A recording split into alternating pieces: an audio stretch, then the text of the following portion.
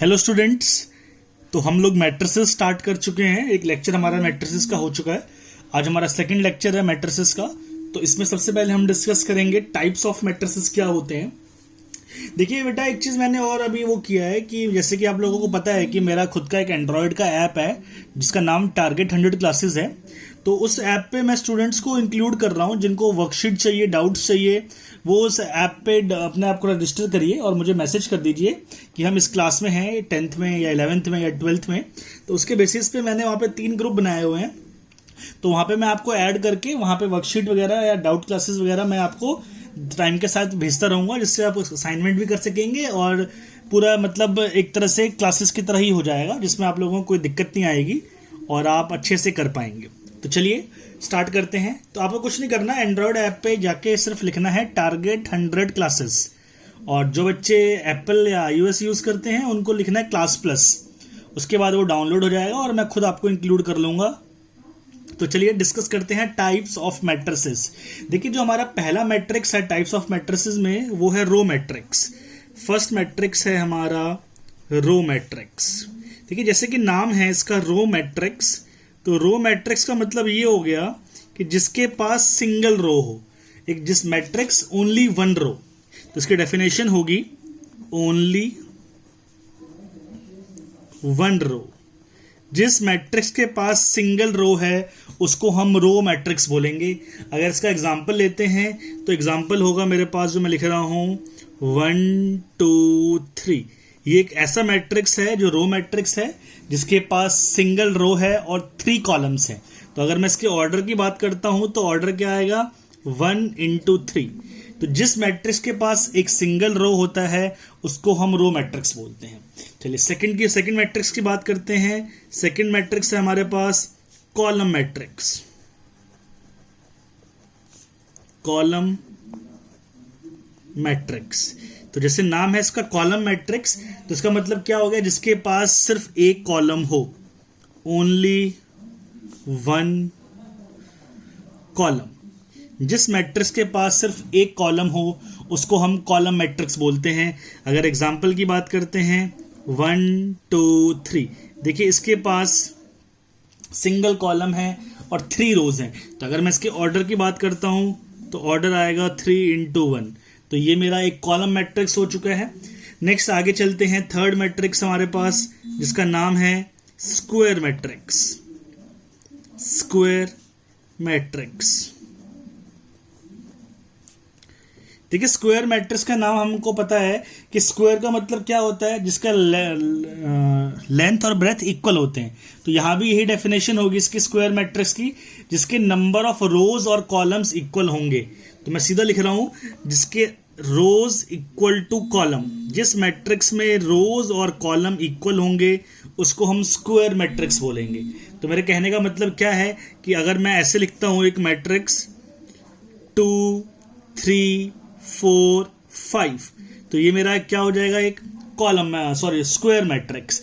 इसका ऑर्डर क्या हो सकता है, इसका अगर मैं ऑर्डर देखूं, इसका ऑर्डर क्या है 2 into 2, जिसके पास 2 रोज हैं और 2 कॉलम्स हैं। तो उसका मतलब क्या हो गया, स्क्वायर मैट्रिक्स।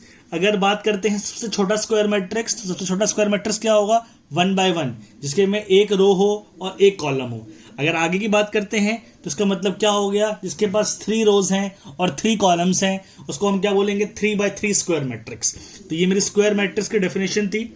आगे चलते हैं। नेक्स्ट मैट्रिक्स हमारे पास है डायगोनल मैट्रिक्स।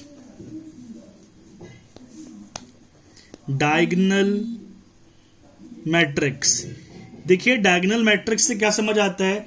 डायगोनल मैट्रिक्स का मतलब है कि जो एक स्क्वायर मैट्रिक्स होना जरूरी है।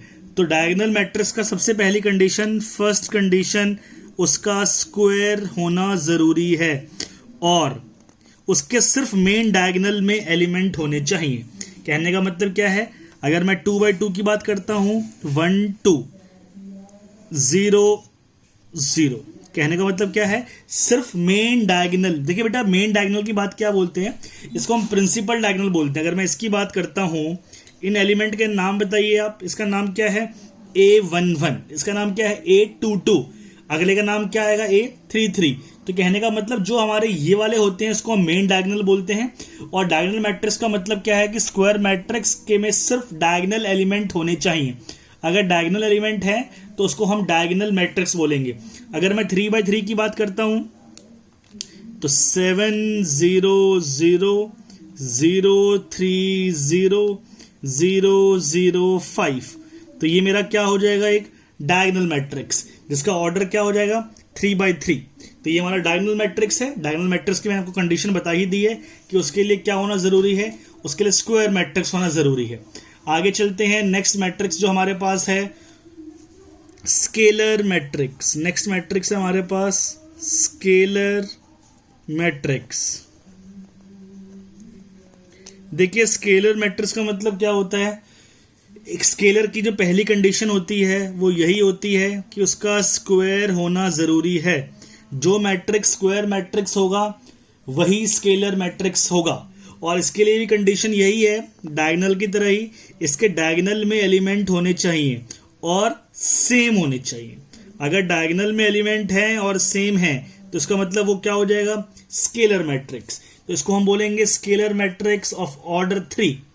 और उसके बाद हमारा नेक्स्ट मैट्रिक्स है आइडेंटिटी मैट्रिक्स।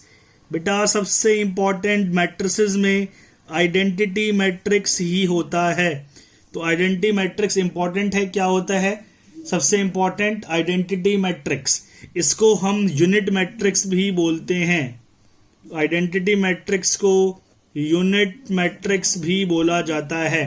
तो देखिए आइडेंटिटी और यूनिट का मतलब क्या होता है। सबसे पहली बात, आइडेंटिटी मैट्रिक्स का भी स्क्वायर मैट्रिक्स होना जरूरी है। जो मैट्रिक्स स्क्वायर मैट्रिक्स होगा वही आइडेंटिटी मैट्रिक्स होगा। तो पहली कंडीशन इसकी यही है कि स्क्वायर मैट्रिक्स होना जरूरी है। और आइडेंटिटी का मतलब ये होता है जिसके मेन डायगोनल में हमेशा 1 हो, उसको हम आइडेंटिटी मैट्रिक्स बोलेंगे। और इसको बेटा हमेशा कैपिटल आई से रिप्रेजेंट किया जाता है। अच्छा, इसका ऑर्डर बताइए क्या है, 3x3। अगर मैं इसके ऑर्डर की बात करता हूं, इसका ऑर्डर क्या है 3x3, तो इसका मतलब इसको मैं ऐसे भी लिख सकता हूं, आइडेंटिटी मैट्रिक्स ऑफ ऑर्डर 3। अगर I3 लिखा हुआ आएगा इसका मतलब क्या हो गया कि आइडेंटिटी मैट्रिक्स ऑफ ऑर्डर 3। चलिए आगे बढ़ते हैं, नेक्स्ट है नल मैट्रिक्स। नेक्स्ट हमारा है नल मैट्रिक्स।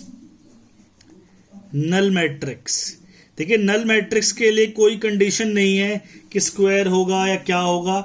बस नल मैट्रिक्स के लिए एक ही कंडीशन है कि इसके सारे एलिमेंट 0 होने चाहिए, चाहे ऑर्डर कुछ भी हो, उससे फर्क नहीं पड़ता है। आइडेंटिटी मैट्रिक्स में नल मैट्रिक्स का ऑर्डर क्या है उससे कुछ भी फर्क नहीं पड़ता। उसका क्या होना जरूरी है, सारे एलिमेंट का 0 होना जरूरी है। तो ये हमारे टाइप्स ऑफ मैट्रिसेस थे। इसमें और भी हैं 2-3 मैट्रिक्स, लेकिन हमको वो नहीं करना सीबीएसई पॉइंट ऑफ व्यू से। तो जो हमारी अभी क्लासेस है वो सीबीएसई की क्लासेस है। और हमने लास्ट क्लास में डिस्कस कर लिया था कि इक्वालिटी ऑफ मैट्रिसेस क्या होता है, मैंने आपको बताया था। और मैंने वहां पे आपको बेसिक ये बताया था कि अगर हमारे पास कोई भी मैट्रिक्स को कंस्ट्रक्ट करना है तो हम कैसे कर सकते हैं। तो ये हमारे 2 टॉपिक कवर हो चुके हैं जिसमें हमें टाइप्स ऑफ मैट्रिसेस पता चल चुका है और हमें किसी भी मैट्रिक्स को कंस्ट्रक्ट करना था तो कैसे कर सकते हैं। अब चलिए अगला टॉपिक के पास चलते हैं। हमारा नेक्स्ट टॉपिक है addition of matrices. Next topic है हमारा एडिशन ऑफ मैट्रिसेस। देखिए एडिशन बहुत आसान है, कोई ऐसी दिक्कत वाली बात नहीं है। एडिशन ऑफ मैट्रिसेस, एडिशन, देखिए ये टॉपिक एडिशन बहुत आसान है। बस फिलहाल आप लोगों को एक बेसिक कंसेप्ट आना चाहिए एडिशन के लिए, और वो ये कंसेप्ट है, सपोज मेरे पास कोई भी एक मैट्रिक्स है जिसका ऑर्डर कुछ भी है, मान लेते हैं 2 3 4 5 6 7, ये एक मैट्रिक्स है जिसका ऑर्डर अगर हम देखें तो 2/3 इसका ऑर्डर है। और अगर एक और मैट्रिक्स की बात करते हैं, मैट्रिक्स बी, जिसका ऑर्डर भी 2/3 है, 7 3 4 8 0 3, ये मेरा एक मैट्रिक्स बी है। देखिए एडिशन के लिए बेटा एक कंडीशन ये होती है कि 2 मैट्रिक्स को हम तभी ऐड कर सकते हैं जब दोनों का ऑर्डर सेम होगा। सिर्फ मैट्रिक्स एडिशन के लिए सिंपल एक फंडा याद रखना है कि 2 मैट्रिक्स का अगर ऑर्डर सेम है तो उस मैट्रिक्स को हम ऐड कर सकते हैं। और एडिशन बहुत आसान है, जो आप लोगों ने बचपन में पढ़ा था, क्लास 4 में, 5 में, 2 में, 3 में। देखिए कॉरेस्पॉन्डिंग एलिमेंट को आपको ऐड करना है। अगर मैं यहां देखता हूं, ये मेरा फर्स्ट A11 क्या है 2 और यहां A11 क्या है 7, तो 2 + 7 कितना हो गया बेटा 9, तो ये 9 हो गया। सिमिलरली 4 + 3 7, 6 + 4 10, 3 + 8 11, 5 + 0 5, 7 + 3 10। तो इसको हम बोलते हैं एडिशन ऑफ मैट्रिसेस। तो ये हमारा कंसेप्ट था एडिशन ऑफ मैट्रिसेस। चलिए एडिशन के कुछ प्रॉपर्टीज के डिस्कशन कर लेते हैं। प्रॉपर्टीज बहुत आसान है, प्रॉपर्टीज प्रॉपर्टीज भी वही है जो हम लोगों ने जूनियर क्लासेस में पढ़ा था, मिडिल क्लासेस में, क्लास 6 में 7th में। तो सबसे पहली प्रॉपर्टी है कम्यूटेटिव प्रॉपर्टी।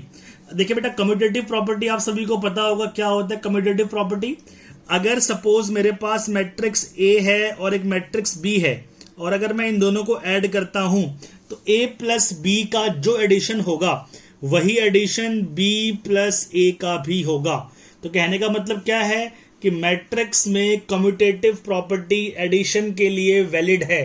तो आप मुझे खुद बताइए, जो हम लोगों ने अभी a प्लस बी किया है और अगर मैं b प्लस ए करता हूं तो वही रिजल्ट आएगा जो a प्लस बी का था, वही रिजल्ट सेम b प्लस ए का आएगा। तो पहली प्रॉपर्टी जो थी हमारी कम्यूटेटिव प्रॉपर्टी मैट्रिक्स में एडिशन में एग्जिस्ट करती है। सेकंड प्रॉपर्टी की बात करते हैं। सेकंड प्रॉपर्टी क्या था बेटा एसोसिएटिव प्रॉपर्टी। तो एसोसिएटिव प्रॉपर्टी ने क्या कहा था a plus B plus C is equal to A plus B plus C. तो कहने का मतलब एसोसिएटिव प्रॉपर्टी भी मैट्रिक्स में एग्जिस्ट करता है, ये आप लोगों को पता होना चाहिए। तो ये अभी फिलहाल आप लोगों को मैट्रिक्स एडिशन में सिर्फ 2 प्रॉपर्टी का पता होना जरूरी है। अब देखते हैं, देखिए मैंने आपको एडिशन सिखा दिया है, अब बात करते हैं मैट्रिक्स में सब्ट्रैक्शन की। नेक्स्ट बात करते हैं सब्ट्रैक्शन। देखिए सब्ट्रैक्शन भी बहुत आसान है मैट्रिक्स में, जैसे हम लोगों ने अभी एडिशन किया था, एडिशन की तरह ही सब्ट्रैक्शन भी है, बस कुछ करने की जरूरत नहीं है। जैसे कि अगर देखिए, अगर मेरे पास एक मैट्रिक्स है, मैट्रिक्स ए जिसका ऑर्डर है 2/2 2 3 4 5, दूसरा मैट्रिक्स है मैट्रिक्स बी जिसका ऑर्डर भी 2/2 है 7 3 4 2। देखिए एडिशन की तरह ही सब्ट्रैक्शन भी है, और क्या है इसमें कि जैसे हम लोगों ने एडिशन किया था वैसे ही सब्ट्रैक्शन भी करना होगा। बस डिफरेंस क्या आएगा कि हाँ, बेसिक कंडीशन क्या है कि जो ऑर्डर पहले मैट्रिक्स का है वही दूसरे का भी होना चाहिए। अगर दोनों का ऑर्डर सेम है तो ही मैट्रिक्स सब्ट्रैक्ट हो सकते हैं, अगर दोनों का ऑर्डर अलग अलग है तो सब्ट्रैक्शन पॉसिबल नहीं है। और सब्ट्रैक्शन होगी कैसे, बचपन की क्लासेस की तरह। 2 - 7 कितना होता है -5, 3 - 3 0, 4 - 4 0, 5 - 2 3। तो ये मेरा हो गया मैट्रिक्स सब्ट्रैक्शन, ये आप लोगों को पता होना चाहिए। नेक्स्ट टॉपिक है हमारा, इसकी प्रॉपर्टीज आप लोगों को पढ़ने की जरूरत नहीं है क्योंकि मैट्रिक्स सब्ट्रैक्शन में कोई प्रॉपर्टी होती ही नहीं है, तो वो प्रॉपर्टी हमारे लिए एग्जिस्ट नहीं करेगी, वो आपको करने की जरूरत नहीं है। नेक्स्ट डिस्कस करते हैं मैट्रिक्स मल्टीप्लिकेशन बाय स्केलर।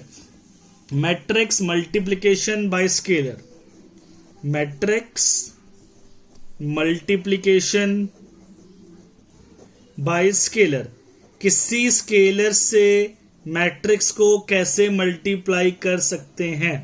देखिए मैट्रिक्स मल्टीप्लिकेशन बाय स्केलर भी एक बहुत आसान कंसेप्ट है जो आप लोगों को बहुत आसानी से समझ आ जाएगा। सपोज मेरे पास एक मैट्रिक्स है A, matrix A is equal to 2 3 4 2 7 8, एक मैट्रिक्स है मेरे पास जिसका ऑर्डर 2/3 है। तो मैट्रिक्स मल्टीप्लिकेशन बाय स्केलर का ये मतलब है कि अगर मेरे पास ए मैट्रिक्स है जो 2 3 4 और 2 7 8 है, तो अगर मुझे सपोज 5A फाइंड करना है तो 5A का मतलब क्या होगा, सारे एलिमेंट को 5 से मल्टीप्लाई कर दीजिए। तो 5 2 = 10, 5 3 = 15, 5 4 = 20, 5 2 = 10, 5 7 = 35, 5 8 = 40। इसी तरीके से अगर मुझे सपोज कोई और निकालना है, मुझे सपोज -2A निकालना है, तो -2A में भी सही है, सबको -2 से मल्टीप्लाई कर दीजिए। कैसे कर सकते हैं, -2 2 -4 -6 -8 2 2 4